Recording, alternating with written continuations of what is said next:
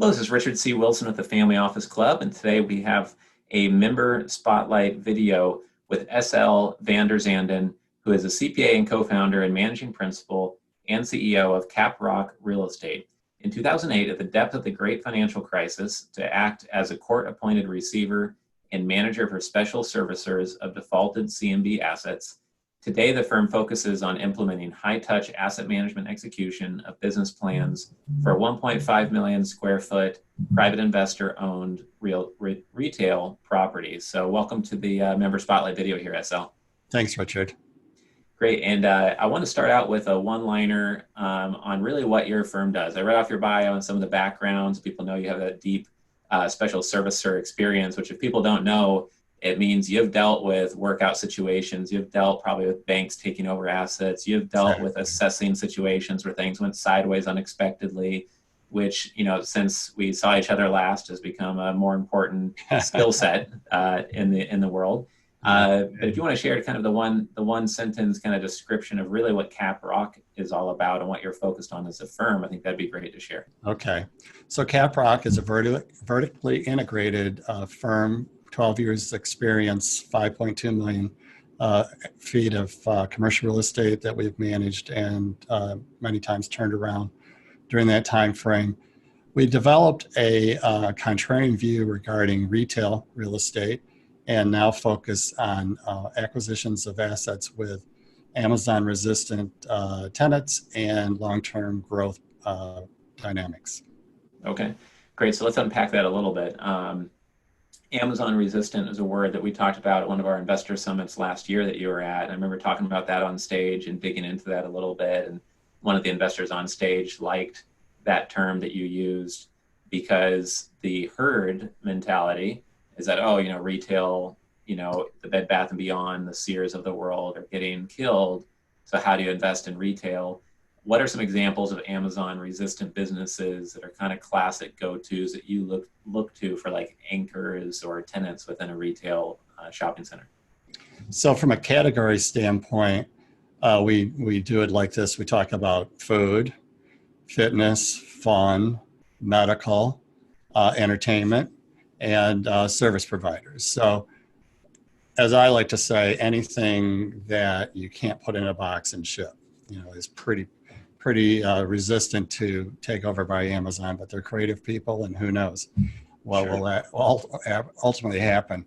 But an interesting thing that's happening that is sort of counterintuitive that you may or may not have noticed is companies like Warburg Parker, who have a big online presence were built on the internet and have fabulous service and quality and all that, have opened up stores now in at least the major cities. Like I'm in Chicago, we have several here, and are now attracting customers through brick and mortar stores, getting fitted maybe and measured, but ultimately the glasses come through the internet and then get fitted.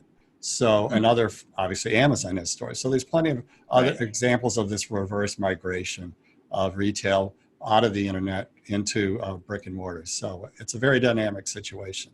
Sure. Well, one thing I wanted to bring up is that I have a lot of my investors asking for things that have income behind it and good income.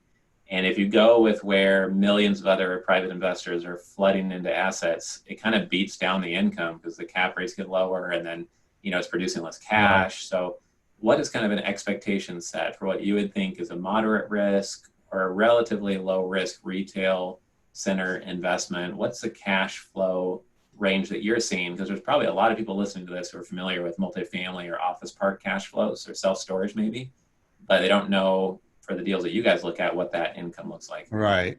So on the very safe end, AAA credit, you know, just perfect location, everything's right. Maybe it would go sub 6%, okay, maybe to 5.5%, but virtually everything is above 6%. A decent, solid retail center is at least a 7 cap now. And now, at least in the central US, we're seeing deals, and we have one tied up right now at above 8% yields. So, and you compare that to the other asset classes, the only ones that are higher yields are seriously more risky, like power centers and regional malls. But virtually all other categories, unless you go to Class C, are lower yielding than retail. Last question here is just if you were to provide advice to someone investing into any type of commercial real estate or into retail, because that's where you have a deep specialty focus here, and it was, say, an investor looking for your number one piece of advice or an advice that really they shouldn't have to learn the hard way if they would heed your advice here on this video interview, what would that be?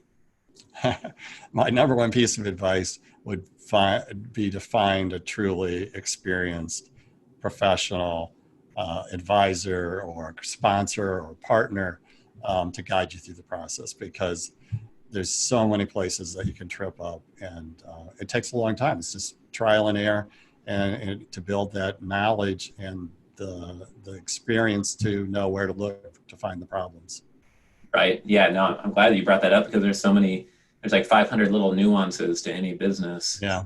And it's not just about getting a great deal. I mean, if the team can't execute together, if you can't execute the plan, if you don't have a plan, if it's not a good plan, wrong type of debt, wrong partners, wrong location. I mean, you could go on for a whole day workshop on how to mess up a real estate deal that I'm sure you could do a full day workshop just on 100 ways to lose money if you're not careful on a real estate deal, right? So, and that's exactly how we ended up specializing in retail. It was accidental in the sense that we had a lot of properties we managed that were retail.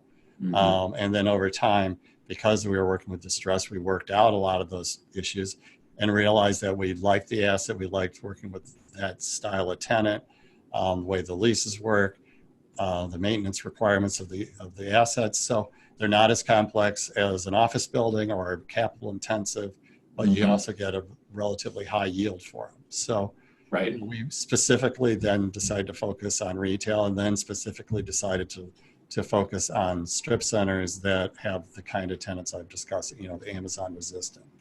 Sure. Great. And what's the best way for someone to get in touch with you if they're not already in direct contact? What's the best way to find you online or reach out to you? So the best way, our domain name is CapRock, and then RE for realestate.com.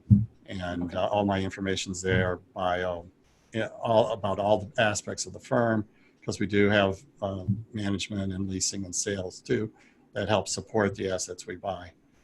Great. But it's all there. Okay, great. Well, thanks for joining us, SL, and hope to see you at one of our investor summits again soon. Take care. I will.